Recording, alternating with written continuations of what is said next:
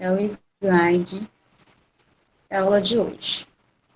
Conforme falei, né, nós vamos tratar agora sobre certificações. Então, vamos começar pelo selo Procel, de certificações. Boa noite para vocês que chegaram agora, Renato, Júlio, todos aí, tá?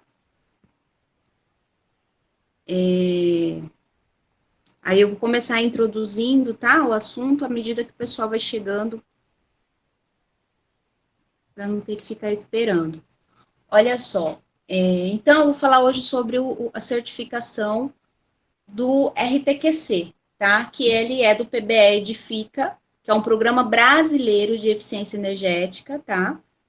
E então ele é só eficiência, tá? Esse selo, ele não trata de sustentabilidade, tá? Depois, nas outras aulas, vocês vão conhecer as outras certificações, como o LEED, o Aqua, ele trata de sustentabilidade, né?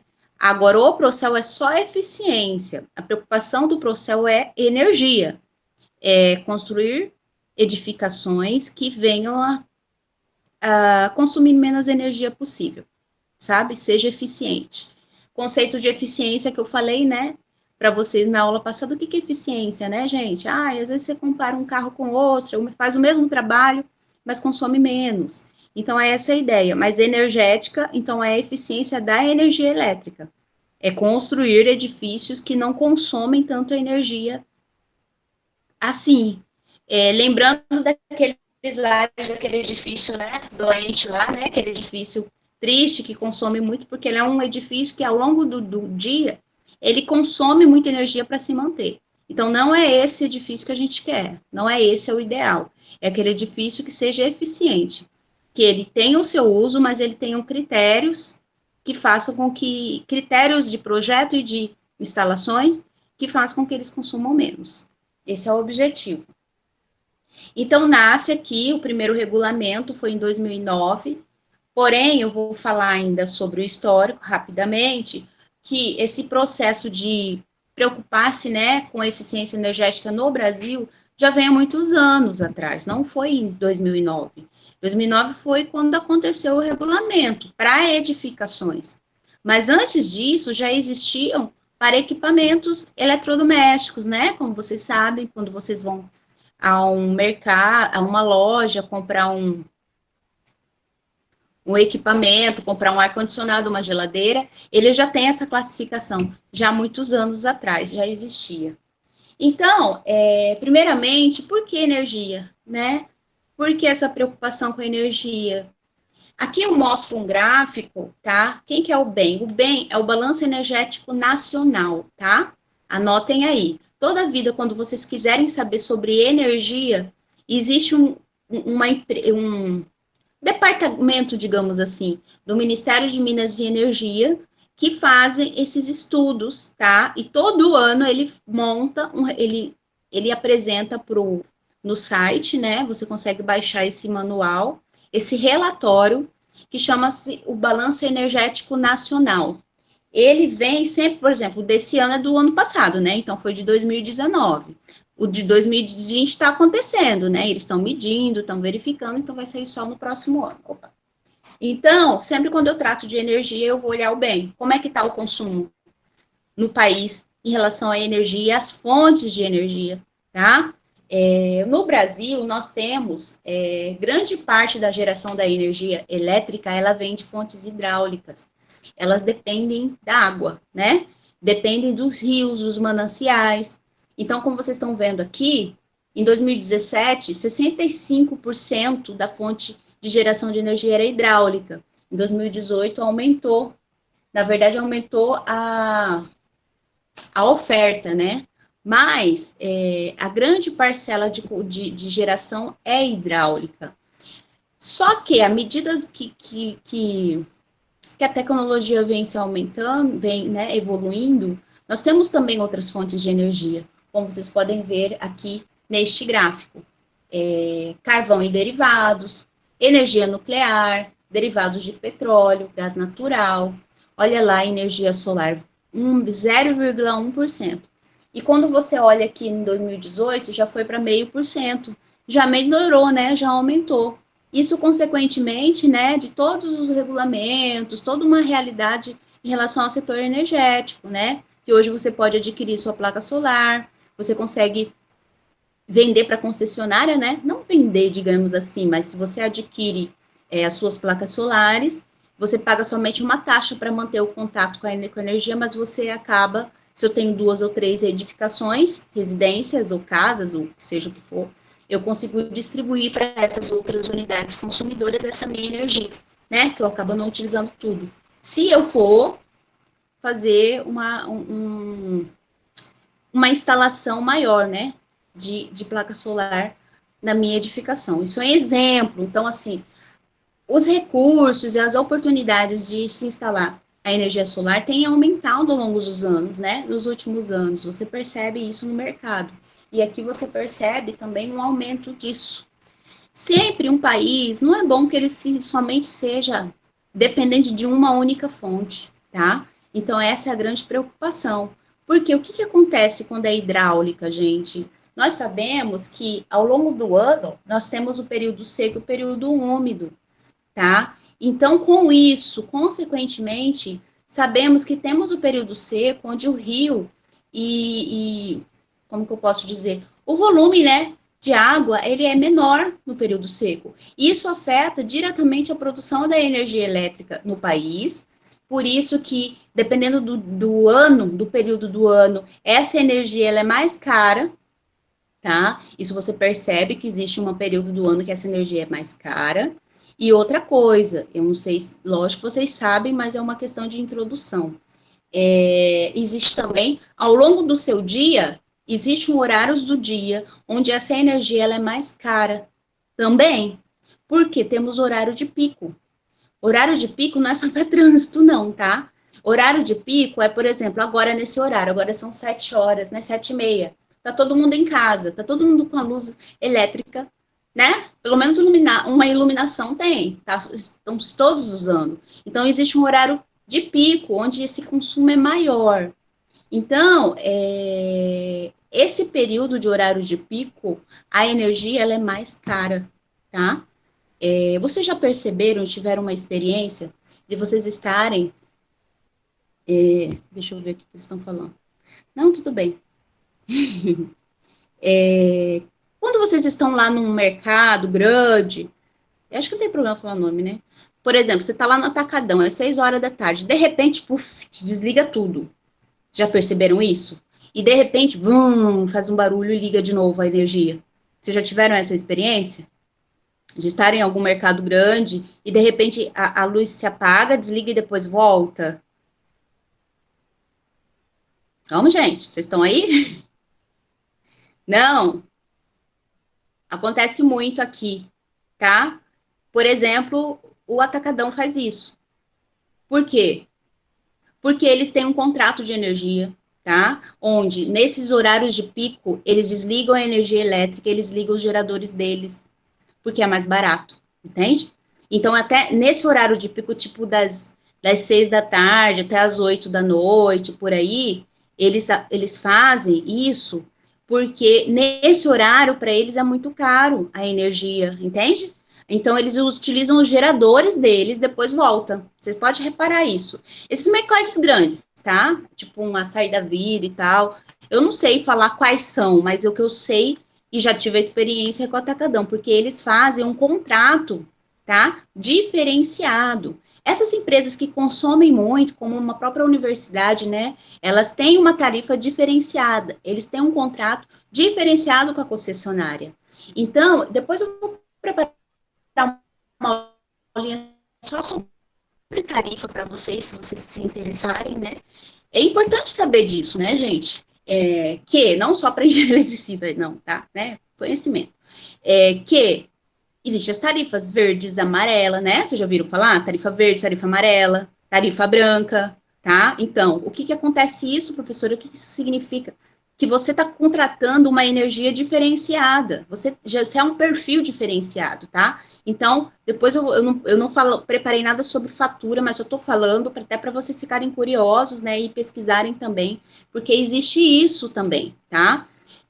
Faturas diferenciadas ao longo do dia. A energia ela é mais cara, nesse horário de pico, tá? Ou você faz um contrato diferenciado, ou você utiliza outras formas de energia. Agora, com a energia solar é possível também, né? Agora facilita-se. Então, existe um investimento maior em relação a isso. Então, uma briga, né? Eles estão querendo cobrar, enfim. Mas é uma tendência hoje, né? Em relação a isso. Mas a hidráulica, ela é considerada energia renovável também, tá? Porém, em outros países, não tem rios, né, gente? Como a gente tem, né? Então, lá, a geração de energia deles é petróleo, é eólica, são outras fontes, tá? Mas sempre pensando que nós temos que ter opções, tá? Mas, enfim, depois eu preparo algo sobre isso para vocês. E outra questão na preocupação com a energia é a questão do consumo, né? Em edificações, mais que 50, aqui, quase 50% da energia é para o ar-condicionado. Você percebe, você na sua casa, um mês que você consumiu menos ou se controlou, né? O uso de ligar esse condicionador, ou outro mês que não. É assim, gritante, né? Por quê? Porque ele consome aquilo que eu falei. Você liga o aparelho, é um motor, liga, né? Aí ele vai atingir aquela temperatura que você determinou, ele desliga, tá? O sensor ele vai perceber que atingiu 18 graus, ou 25 graus, 20 graus que você colocou, ele desliga. E depois ele vai ligar de novo quando essa temperatura aumentar novamente. Ele fica nesse liga e desliga, tá? Lógico, existe outros aparelhos, né, como o inverter, os meus sempre eu compro o inverter, que ele tem 30% de economia. O que ele faz, professora? Qual é a diferença? Porque ele tem um inversor de frequência, ele engana o sistema. Ele não fica nesse liga e desliga. Então, sempre quando vocês forem comprar um split, indicar para o seu projeto, para o seu cliente, mínimo é um inverter, porque aí já tem uma certa economia. Não é assim. Não é assim o ideal, né? Mas já ajuda, né? Na economia, porque o sistema dele ele é diferente que os demais, né? E isso, ele não fica nesse desliga e desliga, né? O problema do ar é isso, é o liga e desliga, tá? Mas enfim, a questão do consumo da energia está diretamente relacionado, principalmente na nossa região, né? Então, falando historicamente da questão da eficiência, né, de uma maneira geral, que a gente já falou também, ocorreu lá na década de 70, a crise do petróleo a nível mundial, Estados Unidos, França e Portugal começaram a se pensar os primeiros projetos de eficiência, leis, regulamentos falando sobre eficiência em edificações. No Brasil, começou a acirrar mais essa preocupação devido ao apagão em 2001, porém, vocês vão ver mais adiante que antes disso já existiam programas, o PBE já veio antes, mas tornou-se, né, mais assíduo, mais preocupante devido ao cenário. Então, sempre quando acontece alguma coisa, aí eles acordam. É tipo assim, né? Isolani Atiel, que é um pesquisador, ele define que conservar energia é eliminar desperdícios, usufruir de tudo que a energia elétrica proporciona sem gastos necessários. Conservar não é perder qualidade de vida, não é você ficar no escuro. E não é perder qualidade, conforto, não, é usar racionalmente. Usar racionalmente é evitar desperdícios. É simples assim, tá? Você não vai ter desconforto, você vai ter o conforto, mas você vai ser consciente com relação à energia. Então, usar racionalmente é isso. Bom, em 81,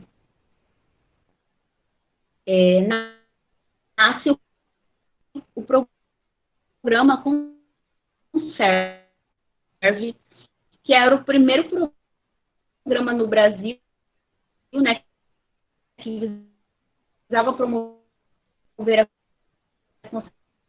conservação da energia na indústria, o desenvolvimento de produtos eficientes e substituição de energéticos importados por fontes nacionais. Começa a se pensar, através do Conserve, em 81, sobre a eficiência energética no Brasil. Em 85 nasce o PROCEL, que é o Programa Nacional de Conservação de Energia Elétrica, E em 93 nasce o selo. O Procel é um programa, depois que nasceu o selo. Vocês estão me entendendo aí, gente? Só para fazer um feedback aí, porque às vezes eu estou falando com a parede. Tá tranquilo? Professora, só você, Luna? Será? Caiu. Deu uma travada, acho Será que uns que 10 sou eu? minutos. Agora e já vocês melhorou. Outros que estão aí, a internet, como é que tá, gente?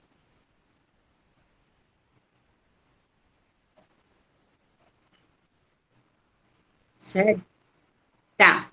Vocês me falam, tá, gente? Porque eu não sei, então aí a gente acaba perdendo, tá? Onde que eu parei aqui? No conserve? Aqui nesse slide?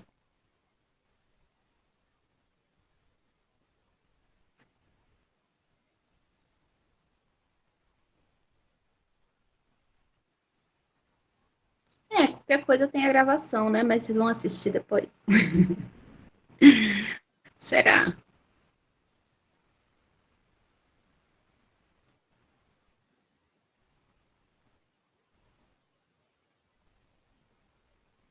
Eu tenho que saber se a internet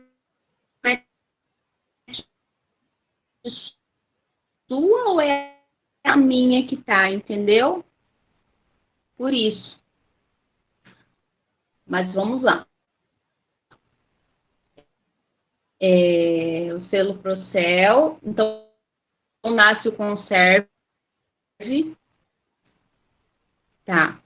Nasce o Conserve em 81. O Procel em 85, que é o Programa Brasileiro de Conservação de Energia.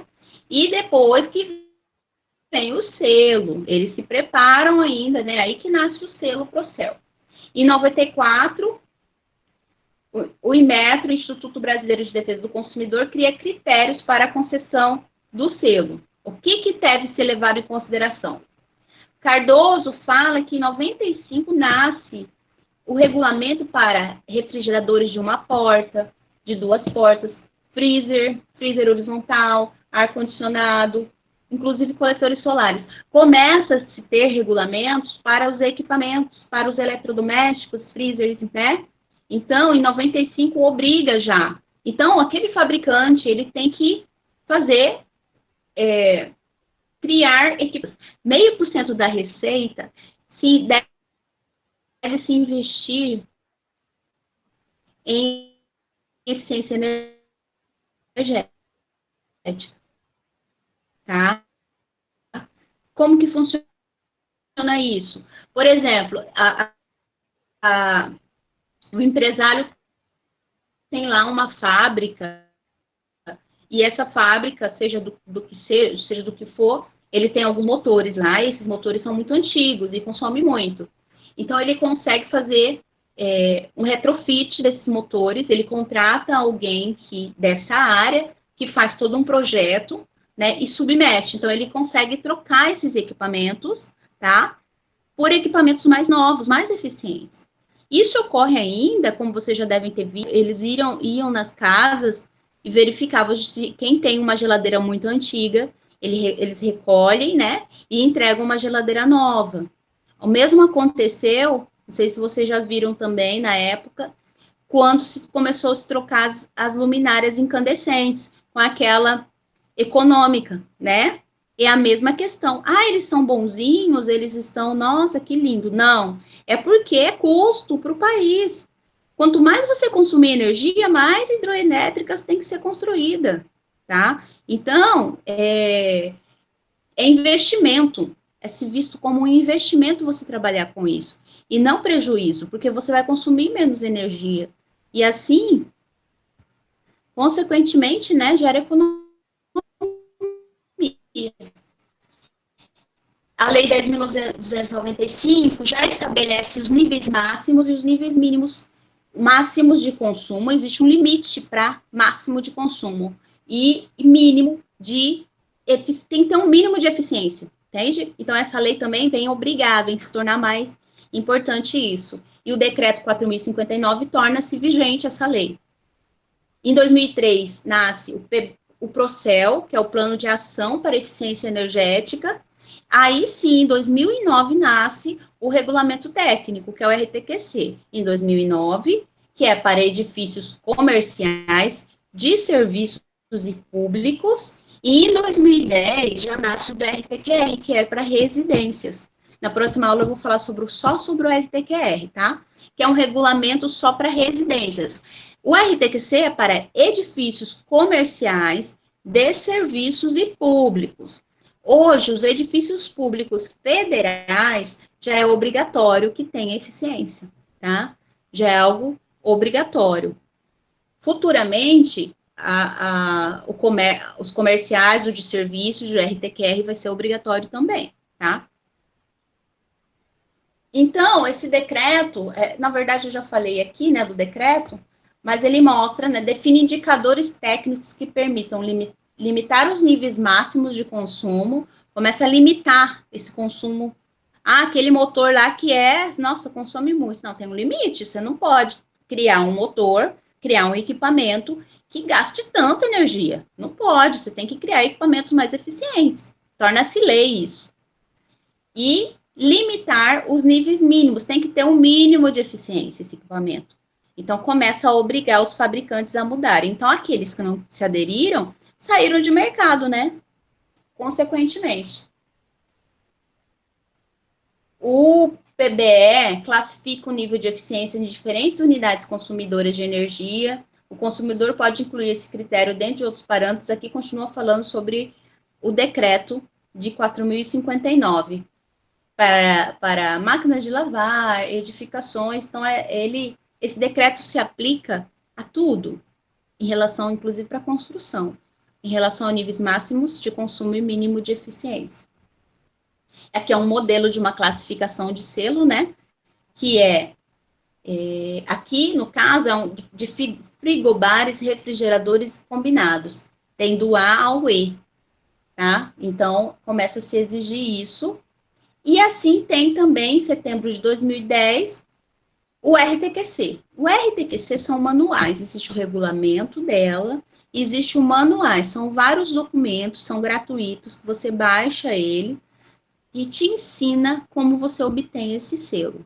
O que eu vou mostrar aqui é tentando, né, mostrar o mais... não consigo detalhar, porque o detalhe seria a gente pegar e fazer. Então, não teríamos esse tempo de sentar e fazer. Mas eu vou mostrar o que é se levado em consideração para que eu consiga obter esse selo. O objetivo de estimular a construção de edificações eficientes do ponto de vista do consumo de energia. Energia. Então, o RTQC, ele pensa só na energia. Ele não vai tratar de sustentabilidade, tá? Os outros selos que vão tratar disso. Especialmente o RTQC e o RTQR, não. O Procel é eficiência energética.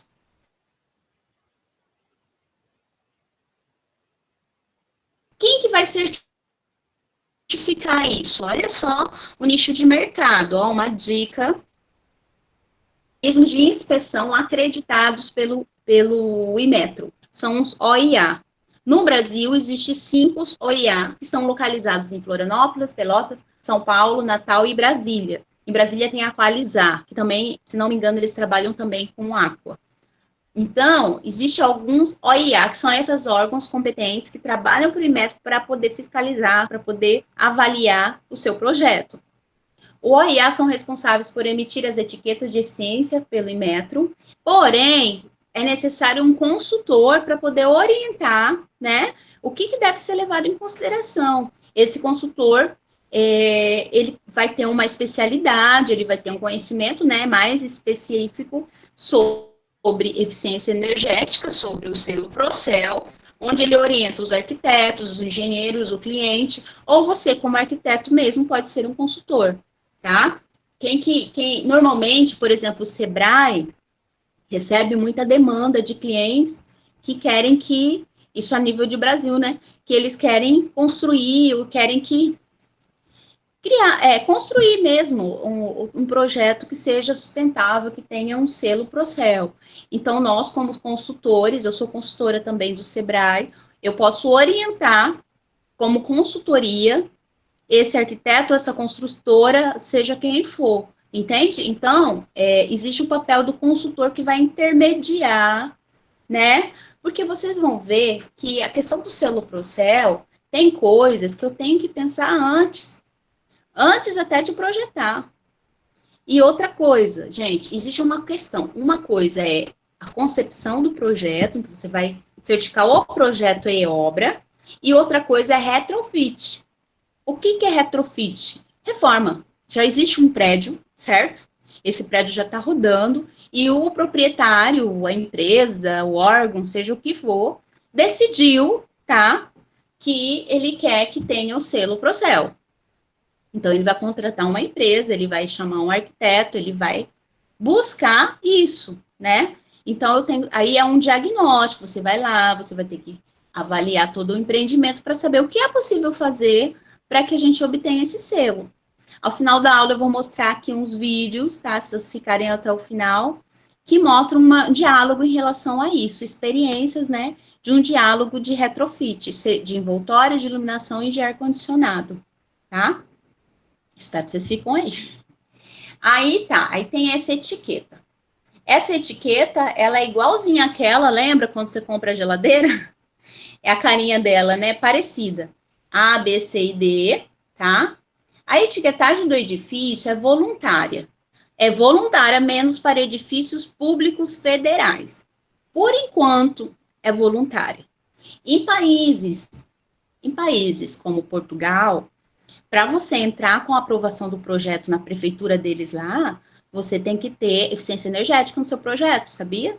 Você tem que levar em consideração algumas questões no seu projeto e provar para eles.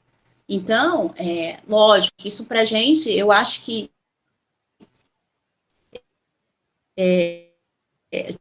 tudo tem um ponto positivo. Que bom que existe isso, né? Que bom que já estão pensando e daqui a alguns anos isso vai ser exigido. Pior seria se nem isso não tivesse, né? Então, eu acho que a gente está, assim, caminhando para isso. Então, mas em outros países isso é exigido. É obrigatório você construir com eficiência, tá? Mas, enfim, ela é voluntária e aplicável a edifícios com área útil superior a 500 metros quadrados ou atendidos por alta tensão. Então, a carinha da etiqueta, olha aqui. O nome, eficiência energética do projeto do edifício, tá? Isso aqui, no caso, é uma etiqueta de projeto. O nome do projeto, o projeto do edifício, endereço. Método, gente, existem dois métodos. Existe o método prescritivo, que é aquilo que o manual fala. Método prescritivo, quando a gente fala prescritivo, é algo que é manual mesmo. Você vai lá e você vai calcular. E tem um método de simulação. De simulação, o software aceitável é o Energy Plus. Eu não sei se eu escrevo aqui no celular, mas eu vou digitar aqui para vocês. Espera aí.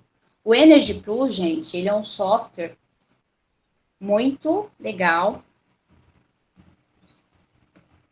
e complexo. Por quê? Porque ele é um software... Onde que eu estava? Ele é um software, gente, que ele calcula, ele simula. Você pode fazer o seu projeto, você modela ele ou no Sketch ou no Revit, tá? E o Energy Plus é um outro software. Você vai colocando as informações nele e ele simula, ele te dá até a tarifa de energia, quanto que você vai gastar por mês de energia elétrica. Você insere lá na programação o tipo do seu ar-condicionado. Se você tiver placa solar, você insere. Assim, você tem que fazer um curso, tá? Ele é bem complexo. O que eu trabalhei com ele no mestrado foi carga térmica, tá? Eu simulei carga térmica, então eu trabalhei muito com carga térmica.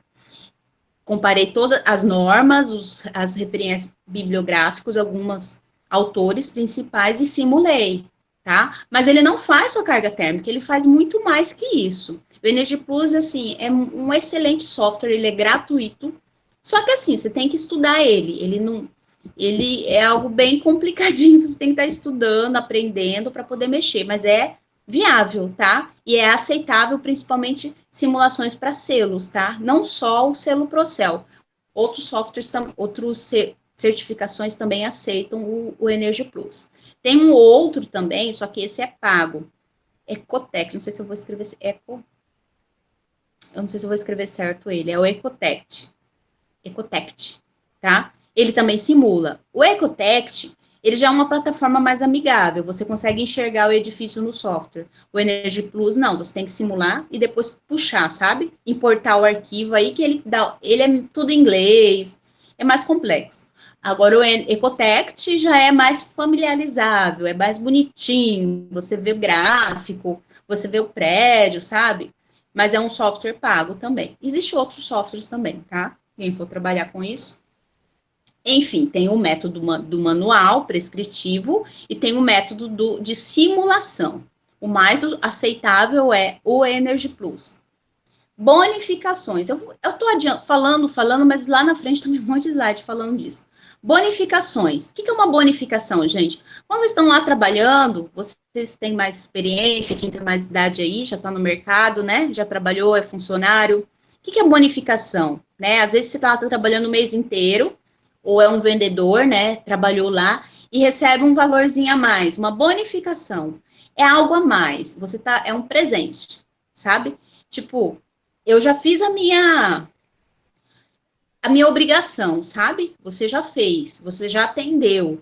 A bonificação eu fiz a mais, entendeu? Eu levo um ponto, eu ganho ponto com isso, com bonificação. Por exemplo, eu coloquei uma placa solar, eu coloquei uma automação, eu coloquei reuso de água, sabe? Eu coloco mais coisinhas, então eu ganho com isso. Como não é obrigatório, no regulamento não exige, mas eu coloquei no meu projeto, então eu ganho pontos como bonificações, entende? Que está fora das outras obrigações. Daí, são 3 classificações do RTQC: envoltória, iluminação e ar-condicionado. Detalhe, eu posso ter o selo dos 3, ou posso ter somente do sistema de envoltória, tá?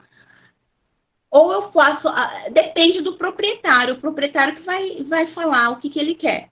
Não, às vezes é uma construtora, uma imobiliária que quer lançar um prédio novo na cidade e já te contratou e falou, não, eu quero um prédio que seja selo Procel, eu quero que ele seja projeto e depois construção. Tudo. Ou às vezes não, o financeiro dele pegou, né, e ele não vai poder cumprir. Não, vamos por partes, deixa só a envoltória, então.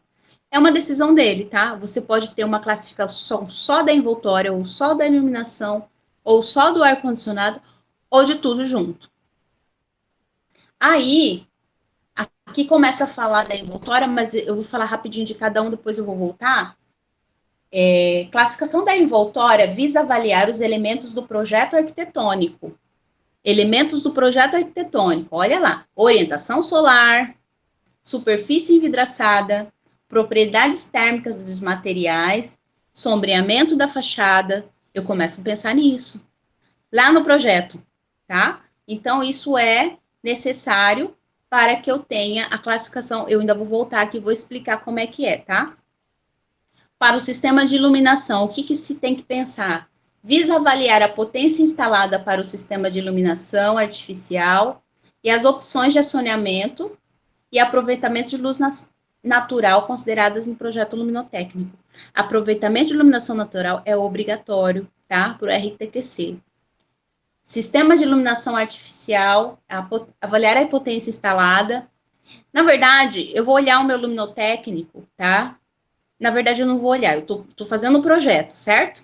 Eu vou fazer o projeto elétrico. Quando eu fizer o projeto elétrico, eu tenho que levar em consideração isso. Quando eu fizer o arquitetônico, eu tenho que pensar na iluminação, aproveitando a iluminação natural, né? Agora é um retrofit. O retrofit já é uma outra realidade. Eu já tenho um projeto luminotécnico, eu já tenho o elétrico, eu já tenho a construção pronta. Eu vou ter que olhar e eu vou avaliar o que é possível ser feito para que eu atenda os pré-requisitos para o RTQC, tá? Mas eu vou falar cada um deles, fica tranquilos. A classificação para o sistema de condicionamento de ar visa avaliar o desempenho energético desses equipamentos através do coeficiente de performance global, tanto janela quanto split quanto central. Eu tenho que saber a eficiência do equipamento, se ele é A, B, C ou D, tá? Ou E.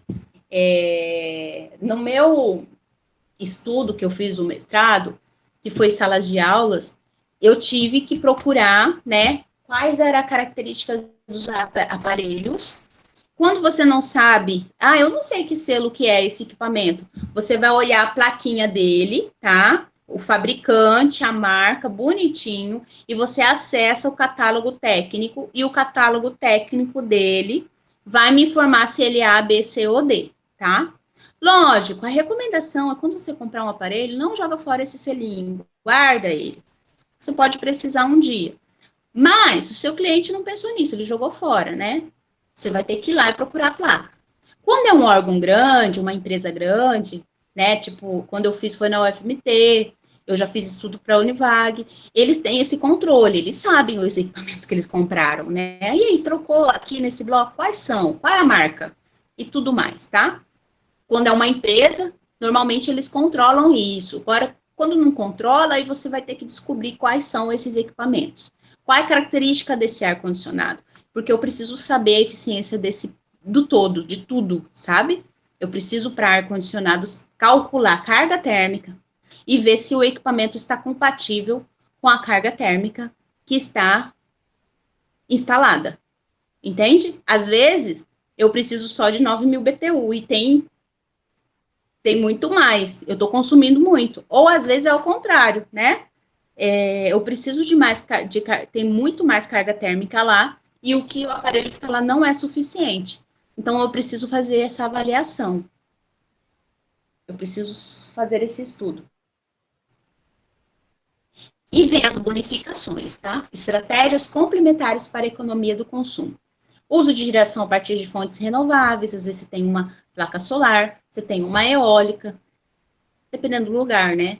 Uso racional da água, você faz lá um sistema de reaproveitamento de água, um sistema que economizador, tudo isso aí é levado em consideração para bonificar. E sistema de cogeração. Eu coloquei aqui embaixo a definição, mas é assim, quando você tem duas fontes de geração de energia e você usa ele combinado, tá?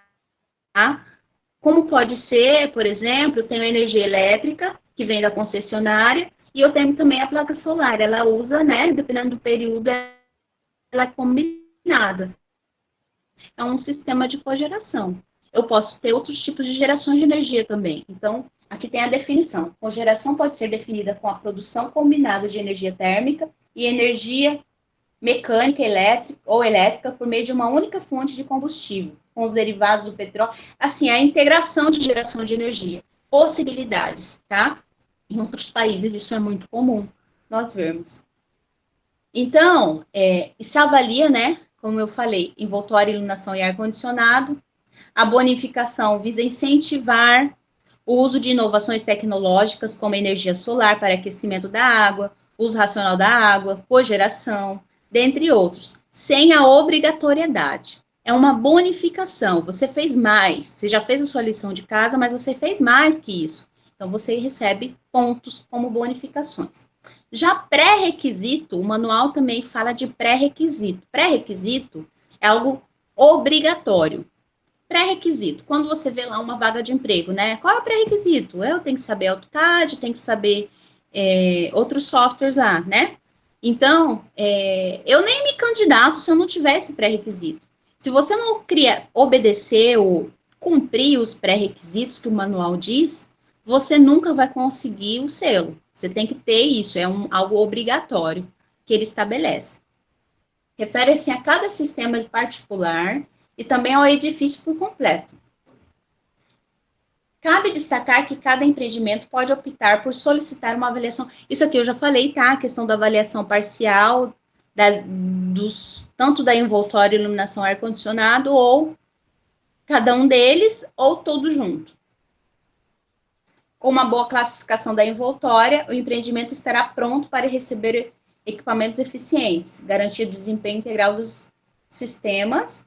É importante também definir, que aqui vai falar, às vezes, por exemplo, a imobiliária, a construtora, ou até você como profissional, você está prometendo um edifício que tem selo Procel, né?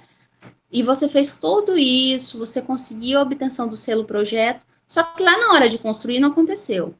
Isso não pode. Então, eles sempre falam que quando faz o projeto, obrigatoriamente, não obrigatoriamente, mas existe o incentivo de que se compra na obra, porque senão você está enganando, né, o cliente. Imagina, você está uma imobiliária, fez toda uma propaganda que esse condomínio vai ser selo Procel. Aí todos os clientes vão lá e adquirem, faz o contrato e compra esse apartamento.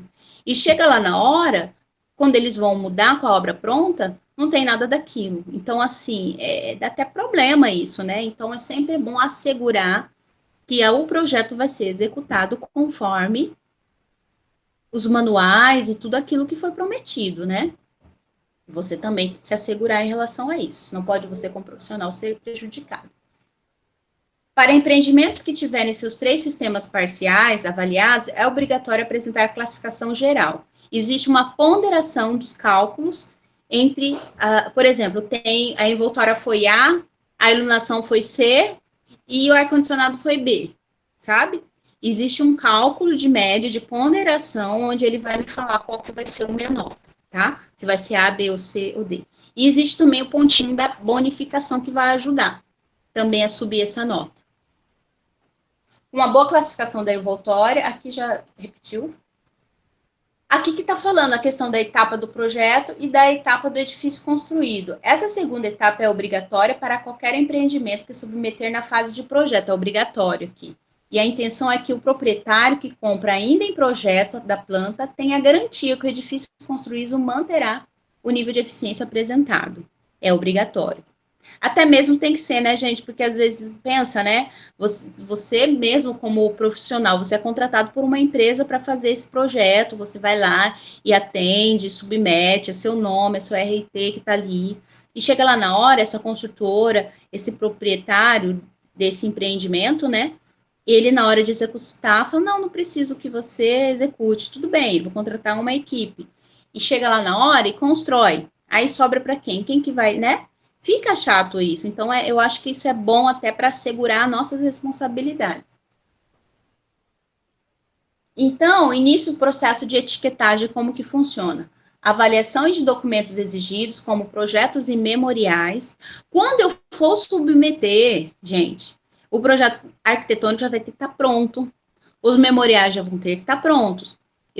Por isso que eu tenho que estudar antes. Eu vou precisar saber o que eu tenho que levar em consideração a nível de projeto de arquitetura, a nível de especificações de materiais, memoriais, porque quando eu submeter, eu tenho todo esse documento pronto para submeter. Aí eles vão lá, isso é online que você submete, e eles, essas OIA, avaliam o seu projeto, existe lá um prazo, aí eles vão te dar o selo. E se foi aprovado, né? Se não for, vai te devolver falando o porquê que não foi aprovado. Aí você pode submeter novamente para tentar conseguir. Às vezes, você fez o projeto, tirou um B. Não, eu não quero B, eu quero A, né? Eu fui contratada, meu cliente, ele quer um projeto, que o projeto seja um A. O que eu tenho que fazer para conseguir o A? Aí vai ter que voltar novamente nesse processo. Às vezes foi alguma questão ali a ser resolvida em projeto. Aí você resolve no projeto. Então, está no projeto ainda. Mas quando eu for apresentar, tem que estar pronto esse projeto. Aí já me fala o nível de eficiência, quando eles já me falam. Aí o que acontece? Isso é igual um fluxo, né? Início do processo de etiquetagem, avaliação de documentos exigidos, e documentos exigidos como projetos e memoriais. Aqui, ó, se não foi aprovado, não. Desculpa, requisitos cumpridos? Sim. Aí eu já tenho autorização para o uso da ENSE relacionada a esse projeto. Requisitos cumpridos? Não. Volta para a avaliação dos documentos. Aí você vai voltar, vai verificar o que tem que ser feito, como eu falei. Mas sim, aí sim, eu já tenho o meu selo de projeto, eu já posso trabalhar com o marketing, eu já posso vender esses apartamentos, né? Com esse marketing, tem ali um preço incluso nisso, né? Aí sim eu sou autorizada a falar que ele é um A. Não adianta você falar que é uma coisa que não é, né? Isso é processo. Aí, depois de autorizado, você fez todo o marketing e tudo mais, foi executado esse empreendimento, você vai atualizar o seu projeto, aí depois você solicita do edifício pronto já, né? Da obra. Aí existe uma inspeção no edifício para poder tirar esse selo. Por amostragem, então eles verificam através de medições in situ, propriedades, verificações dos materiais e equipamentos. Eu falei lá que vai ter um tipo de parede especial, né? Com uma capacidade térmica tal. Eles vão querer saber se você construiu realmente aquilo. Então, eu preciso cumprir. Então, por amostragem, eles verificam isso. Falando de envoltória, a primeira avaliação do empreendimento, né? Aqui tem um manualzinho, o regulamento que fala. Planos que separam o ambiente interno do ambiente externo, isto é, um conjunto de elementos como paredes, janelas, lajes, coberturas que delimitam os ambientes. Ele começa a definir o que é cada coisa, o que são planos, o que não são. Começa, assim, o manual explica a linguagem que eles, o que é envoltória, né? Então, assim, ele começa a ter o beabazinho mesmo de como fazer. Descrição do ponto de vista térmico. Esta envoltória funciona como uma barreira ou um filtro para as condições climáticas? Você tem que pensar agora aqui, vou até mostrar aqui, a questão do desempenho do edifício. O que é isso?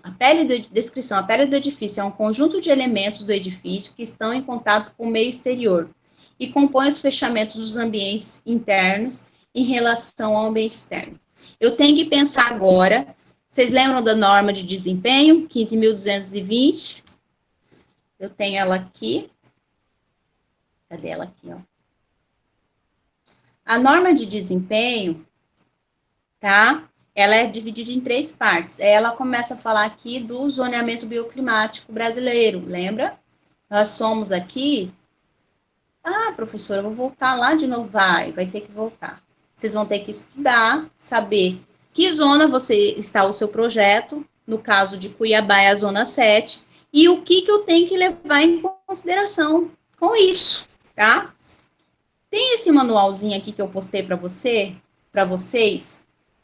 ó, ele tá no arquivo manual A, tá lá postado, tá? Diretrizes para obtenção de classificação do RTQC. Lá, ele mostra, muito legal isso aqui, para vocês, aqui fala do zoneamento, é que é um manualzinho mais resumido, mais explicativo, mas o próprio RTQC, os manuais e os regulamentos deles também explicam.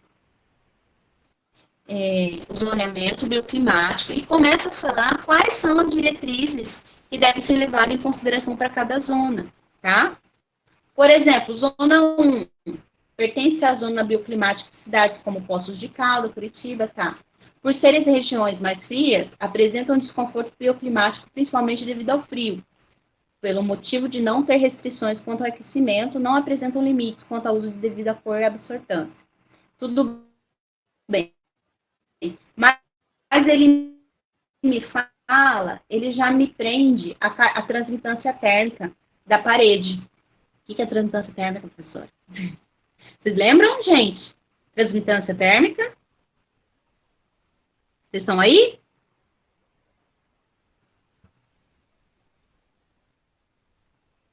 Rafael, Neubra, Mônica, Luiz.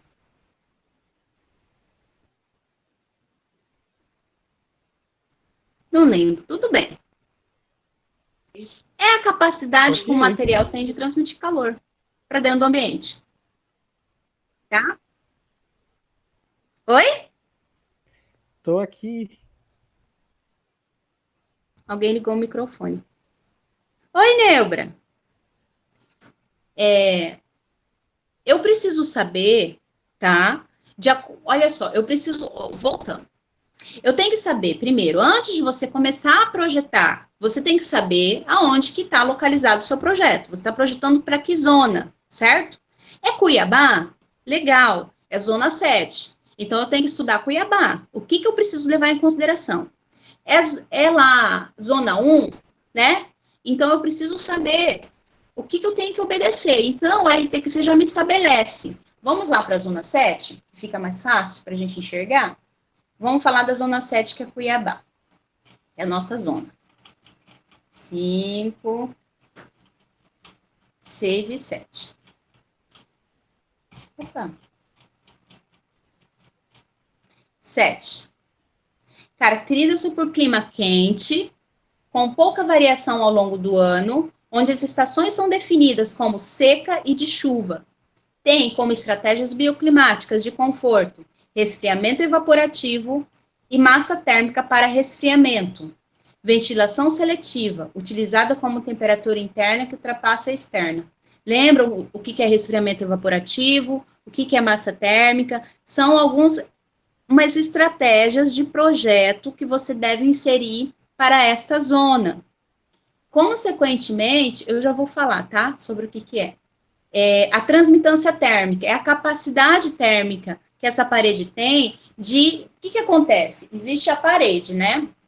Essa parede, deixa eu pegar um papel, alguma coisa. Vai meter a parede. Tem uma parede, certo? Essa parede, ela tem que ter uma característica de material de tal forma que eu não quero, por exemplo, eu sou um clima quente, eu não quero calor para dentro do ambiente, mas lá fora tá 40 graus, certo? Então, eu preciso de um material com alta inércia térmica. Eu preciso de um material onde que a transmitância térmica seja menor possível. Um material que é um bom condutor, com bom transmitância térmica, ele vai deixar entrar esse calor. Eu não quero, certo? Então, eu preciso, aqui, o RTQC me fala que esse U, que é a transmitância térmica, tem que ser de 1 ou menos que 1, tá? Ele tem que ter esse valor. Se ele for mais alto, ele vai deixar passar o calor. Então, o que acontece com essa transmitância do material? Quanto mais ele for segurar, ele vai promover o atraso térmico, vai atrasar a entrada desse calor para dentro do ambiente, entendeu? Então, por isso que eu preciso desse tipo de material. A norma de desempenho, ela me mostra aqui uma relação, ó, no D aqui, ó, transmitância térmica, capacidade térmica, atraso térmico dos elementos construtivos. Olha aqui o exemplo, ó, vamos prestar atenção aqui, só para comparar. Essa parede aqui é uma parede de concreto maciço.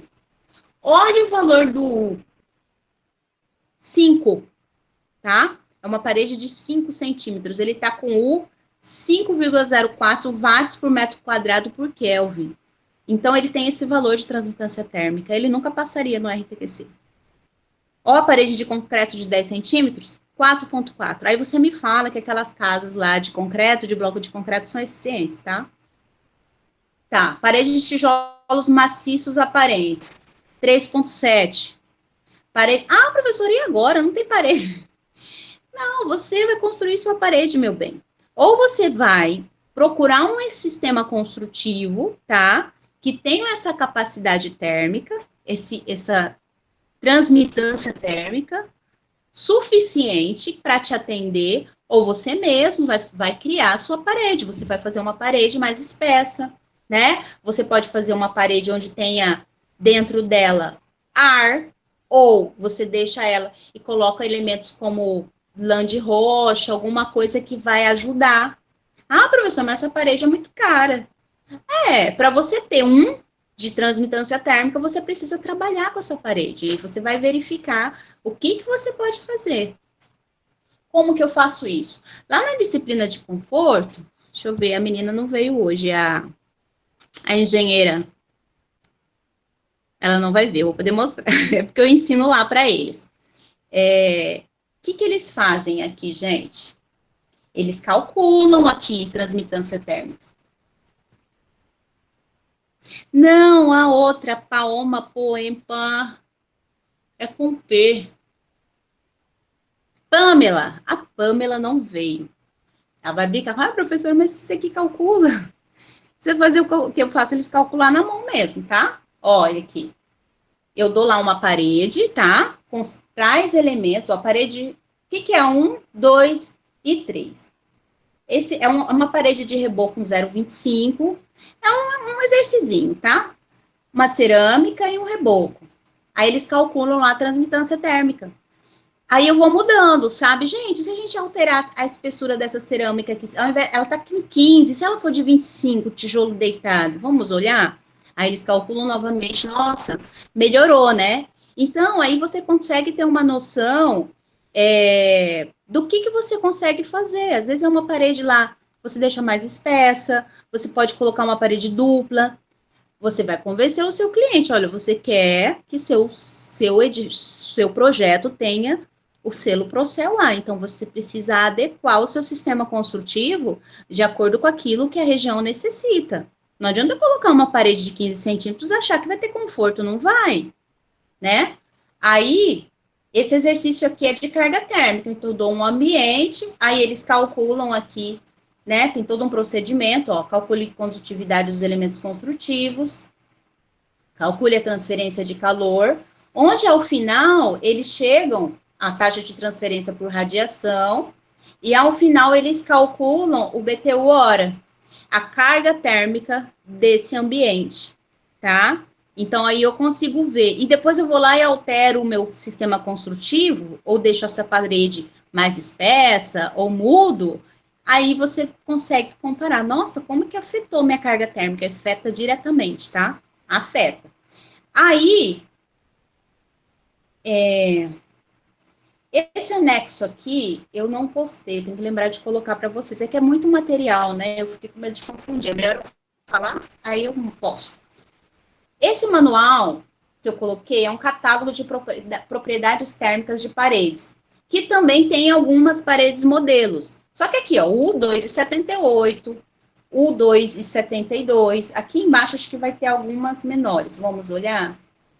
2,86, tudo 2, ó, gesso, bloco, argamassa interna.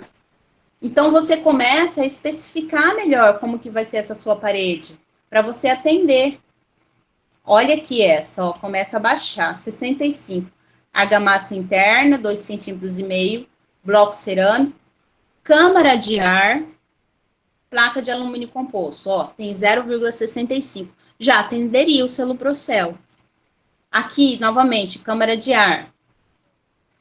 Aqui tem poliestileno, ó, 0,31 de transferência de calor. Tá? Então, você vai lá no fim, mais para o fim, quando eu terminar, eu vou mostrar um aplicativo, uma página da internet que mostra aqui também que você pode calcular, tá? Que você pode inserir lá a sua parede e ele te dá a transmitância. Mas eu só estou te mostrando para vocês que existem sistemas construtivos que você adequa, tá? Então, você não vai fazer a alvenaria comum. Uma parede de 15 de cerâmica, de tijolos cerâmicos e com argamassa, com reboco comum, ela não vai atender, porque o nosso clima requer que a transferência de calor não entre para dentro do ambiente, que haja um atraso térmico. Então, eu tenho que pensar nisso. E lá no RTQC, ele me obriga, ele fala que se não atender a é pré-requisito. O sistema de cobertura, o de 0,50. O que é ambiente? Deixa eu aumentar aqui, para vocês enxergarem melhor. Professora, o que é ambiente condicionado e o ambiente não condicionado? Ambiente condicionado, que está falando de edifícios comerciais públicos e de serviços, né? Condicionado é escritório, onde tem ar-condicionado. Não condicionado é corredor, banheiro, às vezes tem algum ambiente que você não colocou condicionador de ar, é um ambiente não condicionável, tá? Então, para cobertura, de ambientes condicionados, o U tem que ser menor ou igual a 0,5, e para ambientes não condicionados tem que ser igual ou menor que 1, tá? E aqui também tá bem pequenininho, mostra aqui alguns exemplos de especificações, que é aquele lá que estava lá naquele outro catálogo, né? De especificações de paredes, que você pode fazer, ó, essa parede, não, essa aqui não atenderia, tá 2,39. Eu ia falar que essa parede daria. Ó, cobertura. Ah, professora, mas eu quero contratar um steel frame, sabe? E aí? Aí você vai falar para eles e pedir a transmitância térmica da parede que eles vão instalar, tá? E essa transmitância, eles vão atender porque, assim, eles vendem isso, né? Ah, porque a minha parede é energeticamente eficiente, que lá. Tá, legal. Então, me dá o catálogo técnico, então. Deixa eu dar uma olhada, tá? Então, ele tem que apresentar a transmitância térmica dessa parede. É uma cobertura de sanduíche e tudo mais, com material super inovador. procura a transmitância térmica. Se você não achar, se você não tiver, você vai calcular. Professora, Oi? a moda agora é IPF, F? vedação de ICF. Ah, vedação de CF. Então, sempre buscando, tá? A capacidade térmica. Se realmente é eficiente. Se for, legal. Aí tem uma questão de custo-benefício, né? Que aí tem preço aí embutido, tá? E se você não souber, é algo que você que vai construir na obra, aí vai ter que fazer, tem que calcular, tá? Isso aqui, para mostrar no memorial. Tem que apresentar no memorial para eles. Voltando aqui. Outra questão, absortância térmica. Tá lá no slide que eu acabo pulando, ó. Legal, né? Então, eu tenho que estudar a zona, saber o que eu tenho que levar em consideração de acordo com essa zona. A envoltória deve atender uma série de pré-requisitos para poder ser avaliada e identificar seu nível de eficiência. Este pré-requisito distingue coberturas, paredes exteriores, exige diferentes limites de propriedades térmicas e atraso térmico. Aqui está definido o que é transmitância. Um exemplo aqui, ó, que tem no slide. Uma parede de concreto, ela tem o U, transmitância térmica de 2,44, e uma parede, ó, uma parede de tijolo cerâmico duplo, com isolamento térmico e o reboco. Aqui já tem um exemplo de uma parede de 0,90. Então, você começa a avaliar esse tipo de edificação. Ah, então, essa parede aqui atende, essa aqui é mais confortável para a gente, ou não. Então, para você submeter, você já... Aí, tá vendo? Como você tem que saber antes de você projetar, isso aqui vai levar em consideração o seu projeto, né? A espessura das paredes e tudo mais. E a absortância é o coeficiente de taxa de radiação solar absorvida por uma superfície pela taxa de radiação solar incidente sobre essa mesma superfície. O que acontece, gente? Absortância. As cores claras, elas absorvem menos do que as cores escuras. Vocês podem ver aqui nessa tabela, né? Um exemplo. Olha a cor preta. Ela tem um coeficiente de absorção 0,97. A branca é 0,20, tá? Agora, lá naquele manual do RTQC resumido, esse aqui não. Esse aqui. Ele me fala, ó, cores e absortâncias, que as paredes externas devem ter de 50 para baixo, 0,5 para baixo. Então, se tiver algo superior a isso, não é aceitável. Então, paredes escuras, esquece, para o RTQC. E cobertura também, esse mesmo valor. Aí, você começa a ter opções, né, de cores. Aqui nessa tabelinha aqui também, que essa aqui eu não postei, essa aqui eu vou postar para vocês, lá embaixo, aí tem um monte de modelinho de cobertura, tá? Lá embaixo, até de telhado verde, ó, 0,96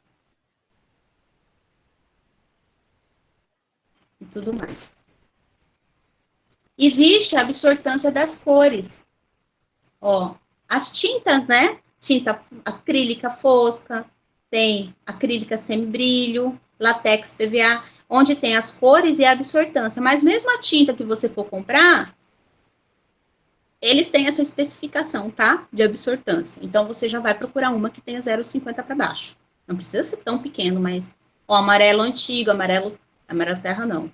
Mas, enfim, areia, 44,9. O quanto menos ele vai absorver. Aí você anda na cidade, né, gente? E encontra um monte de fachada escura. Né? O que acontece isso, professora? Absorve, gente. Acaba entrando esse calor por conta da cor. Ele vai puxar, ele vai, sabe, absorver esse calor para dentro. Não é adequado, entende? Não é o ideal para a nossa região. Falando de conforto.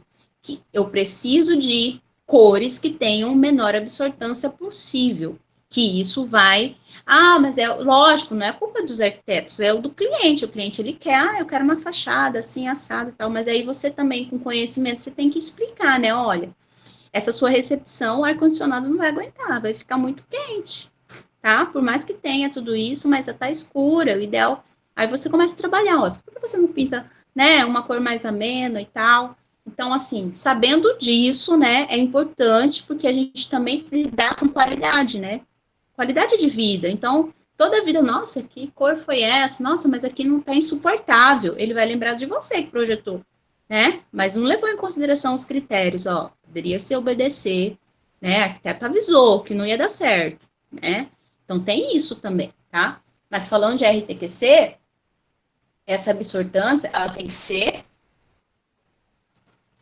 meio para baixo. Tanto para paredes externas quanto para cobertura, tá? É um detalhe muito importante. Assim, calcula-se o índice de consumo. Existe uma equação, gente. Essa equação, isso está lá no manual, que você começa a calcular o volume do edifício, a fachada. Cada lado da fachada, eu tenho a área da fachada, a área da superfície envidraçada. Aí ele vai explicar certinho o que é cada coisa no manual, onde eu vou calcular e eu vou inserir aqui nesta fórmula mãe, tá? E esta fórmula mãe, você consegue jogar ela, existem os arquivos de Excel que ele calcula automaticamente, mas é bom entender o que é fator altura, o que é fator forma, percentual de abertura da fachada, fator solar do vidro, né? Qual que é o fator solar desse vidro? O vidro comum, o que é fator solar, professora? É o quanto, pensando também em, parecido com a absortância, o quanto que esse material vai deixar esse calor entrar. É o fator solar do vidro. Você precisa de um fator solar menor. Um vidro comum, um vidro normal, o fator solar é 0,97. Ele permite que essa radiação solar entre, né? Então, você, lógico, você vai especificar no seu projeto vidros com fator solar inferiores, né? Para poder contribuir, senão eu vou ganhar calor. Eu não quero ganho térmico. É levado em consideração o ângulo de sombreamento, os brises, quais são os ângulos que são utilizados, né? Então, tem todo um procedimento de cálculo que o manual explica passo a passo da envoltória. Como eu falei, volume da edificação, a proteção solar vertical, qual é o ângulo, proteção solar horizontal, com AVS de 45 graus. Então, começa a criar critérios, tá? Que você tem que levar em consideração no seu projeto. Aí, tem-se o coeficiente da envoltória. Tranquilo, gente, até aqui? Vocês estão comigo?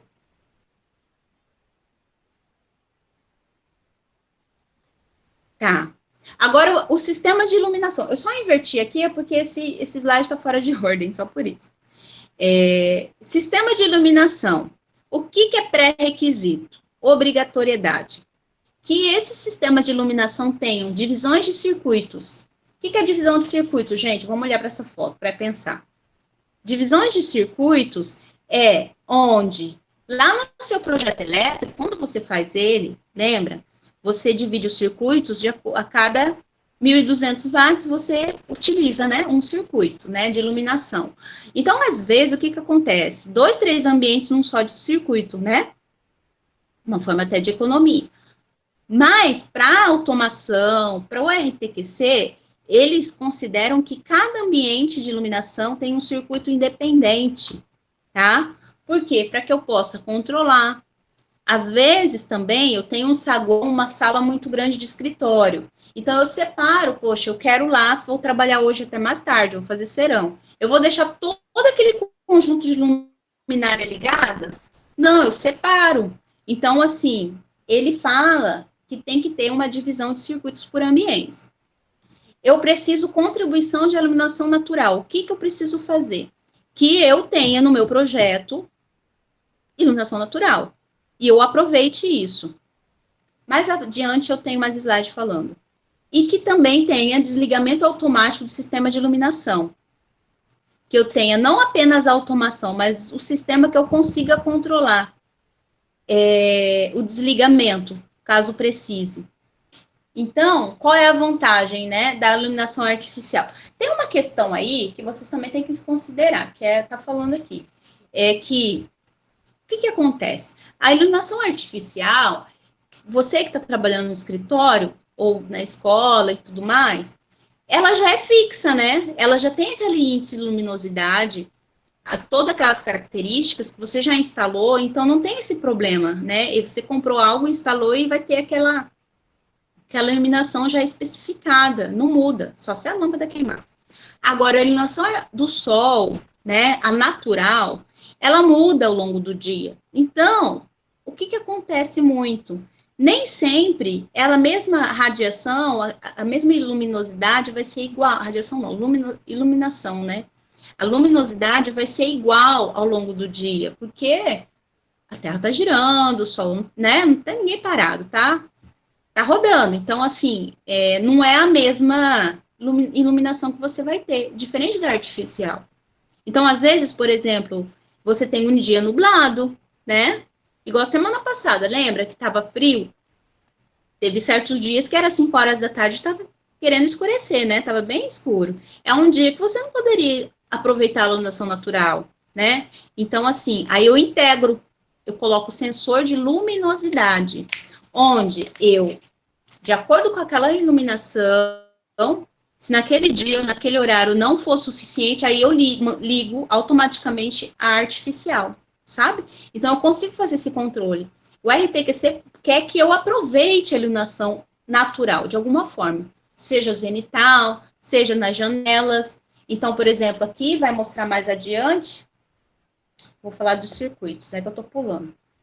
Aqui, ó, contribuição de iluminação natural. Por exemplo, nessa sala, essa parte aqui que está próxima à janela, eu aproveito a iluminação natural. Só que eu posso colocar um sensor de iluminação, sensor de luminosidade, onde no decorrer do dia, né, quando esse sol abaixar, aí a artificial liga. Então, a RTQC determina que as luminárias próximas às janelas devem possuir um dispositivo de desligamento independente do restante do sistema. Então, você pode promover isso no seu projeto.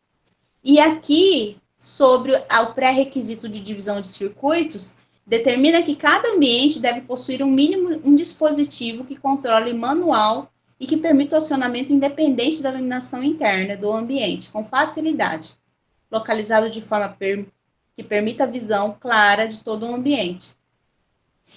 Então, eu tenho sistemas independentes, não aquela história de você ligar num único redutor, um monte de luminária.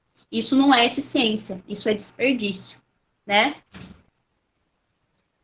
Aí, o terceiro pré-requisito é o desligamento automático do sistema de iluminação, que você pode colocar um controle. Com automação, por exemplo, eu consigo controlar. Tal horário tudo desliga, tal horário tudo liga, né? Então, eu controlo isso. Posso utilizar sensores de presenças, vocês veem isso muito em edificações comerciais, né? Nos corredores ou até em apartamentos. Mas assim, não é aquele que você tem que ficar se mexendo para poder ligar. Isso já é sensor sem vergonha, né? Barato. Sensor bom, ele é super sensível. Então, ele vai perceber que existe uma pessoa ali. Normalmente, você pode utilizar para banheiros, né?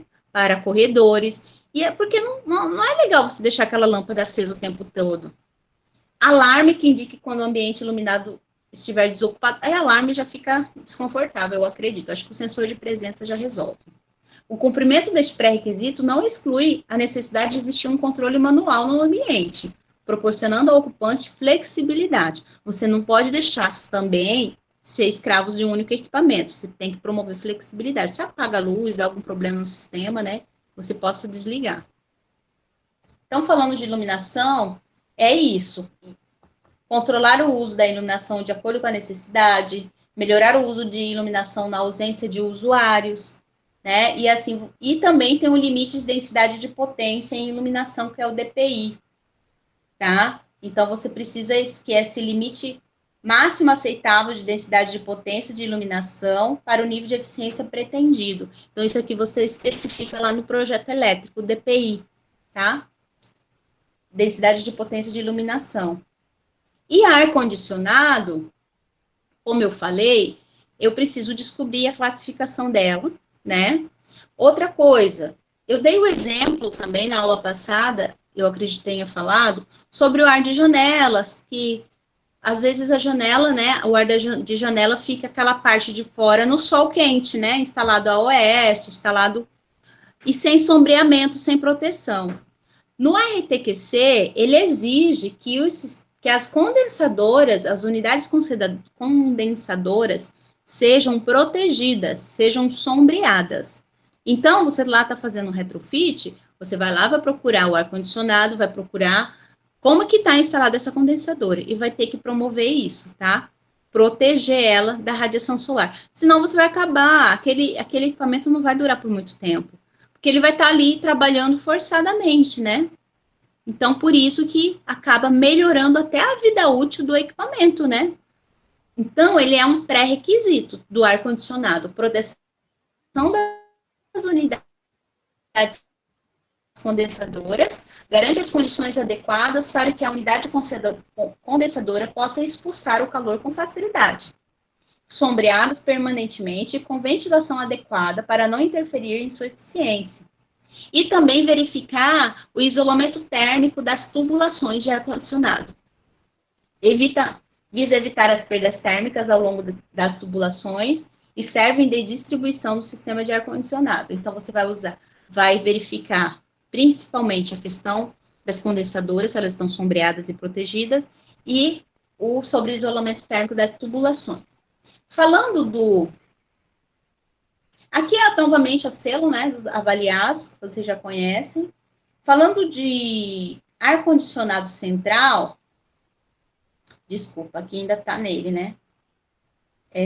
E os não etiquetados, o RTQC, ele me mostra lá no manual as exigências, os parâmetros de eficiência fornecidos. Eles ensinam o que tem que ser feito para poder avaliar. Os que não têm classificação, tá? Mas assim, aí você já considera, já não tem classificação, então nem eficiente deve ser, né? Então não vai conseguir, aí é meio até perigoso, capaz de nem conseguir um selo. E se conseguir um E da vida, né? Então às vezes compensa até trocar. Mas enfim, né? Tem que verificar o que tem.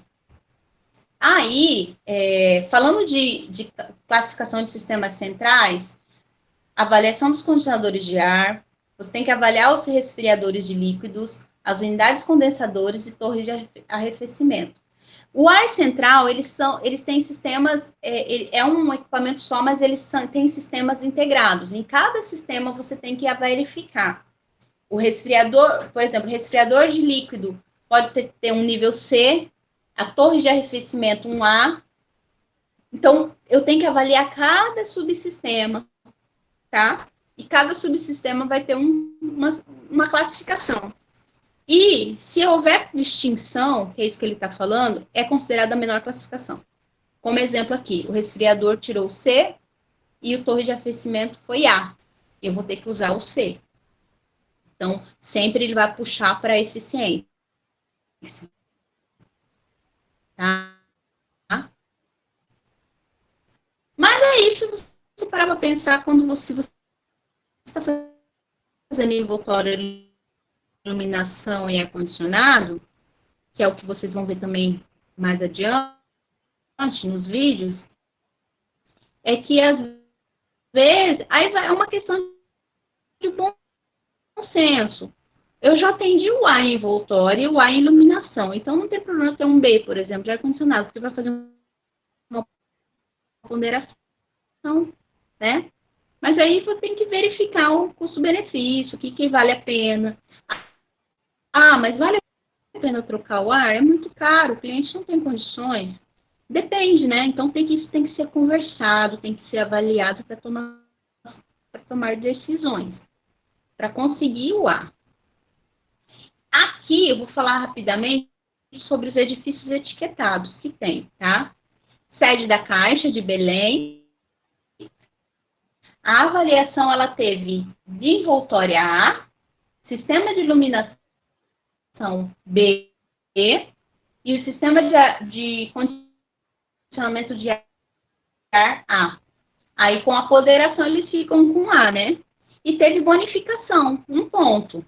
A sede da Caixa prevê aproveitamento da água drenada do subsolo através de um sistema de reserva e distribuição independente da água tratada. O método foi prescritivo. A agência da Caixa de Curitiba foi A, B e C. E um ponto de bonificação. Olha o sistema de ar-condicionado C, né?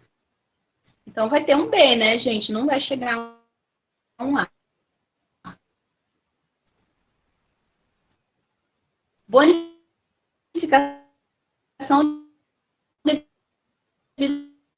da economia alcançada no consumo anual de água.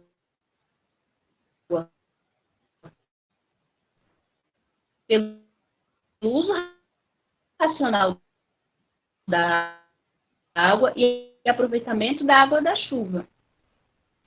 Essa faculdade de tecnologia Nova Palhoça FATEMP teve A e B em ventilação natural, que teve como bonificação, tá? Então, tudo A. Olha a nota, é 5A, tá? Aqui o modelo de simulação das condições de conforto térmico por ventilação natural na sala de aula. Então, eles implementaram a questão da ventilação natural lá naquela região que tem, né, vento, e conseguiu essa classificação.